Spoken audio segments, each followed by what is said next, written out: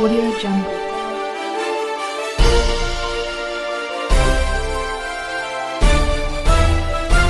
Audio Jungle. And 4 days తర్వాత తనకు నోటి నుండి లిక్విడ్స్ స్టార్ట్ చేయడం జరిగింది అండ్ అది తను ప్రొటెక్ట్ చేయగలిగాడు అండ్ వితిన్ 7 to 8 daysలో తనను డిశ్చార్జ్ చేయడం కూడా జరిగింది.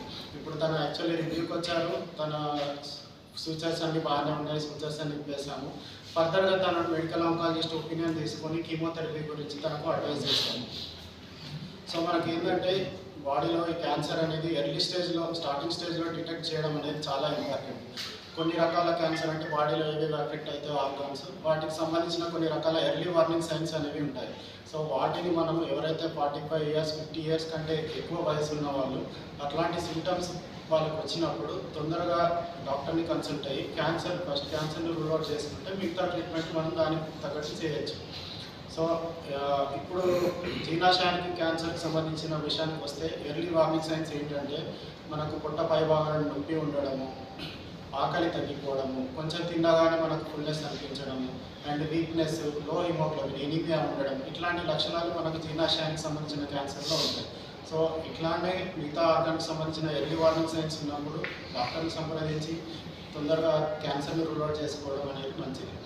అండ్ మనకి ఇప్పుడు యాక్చువల్లీ వరంగల్లో క్యాన్సర్కి సంబంధించిన చికిత్స క్యాన్సర్ మనకు లేట్ స్టేజ్లో డిటెక్ట్ అయినప్పుడు దానికి ట్రీట్మెంట్ ఎంత ఇచ్చినా కూడా కొన్నిసార్లు అది రెస్పాన్స్ కాకుండా ఉండొచ్చు. బాడీలో మిగతా ఆర్గాన్స్కి స్ప్రెడ్ అయ్యే ఛాన్సెస్ ఉంటుంది. అట్ ద ఎండ్ తన లైఫ్ కూడా రిస్క్ అయ్యే ఛాన్సెస్ ఉంటుంది. సో ఇప్పుడు మనకి లచ్చయ్య అనే పేషెంట్, తను 55 year old మేల్. తను ముఖ్యంగా పొట్ట పైభాగంలో నొప్పితోటి ఆకలి తగ్గడం అండ్ బరువు తగ్గడం ఒక 1 month నుంచి బాధపడుతూ ఉండేవాడు. తనకు కొన్ని రకాల టెస్టులు, అందులో ముఖ్యంగా అపర్జీయ ఎండోస్కోపీ, సిటీ స్కాన్ అబ్డామిన్ చేసి దాంట్లో మనకు జీర్ణాశయానికి సంబంధించిన క్యాన్సర్గా డిటెక్ట్ చేసాం. సో తను ఎర్లీ స్టేజ్లో ప్రెగ్నెంట్ కావడం వల్ల మనకు క్యాన్సర్ అనేది ఓన్లీ జీర్ణాశయం వరకే ఉంది అండ్ సిటీ స్కాన్లో వేరే ఆర్గాన్స్కి ఎక్కడ స్ప్రెడ్ కాకుండా ఉంది. సో మన మెడికల్ ఆంకాలజిస్ట్ డాక్టర్ గౌతమ్ గారి ఒపీనియన్ కూడా తీసుకొని మన సర్జరీకి వెళ్ళిపోయాము. సర్జరీలో జీర్ణాశయం మొత్తం పార్ట్ తీయాల్సి వచ్చింది, ప్లస్ దానికి తోడు లింఫ్ నోడ్ క్లియరెన్స్ కూడా చేశాము.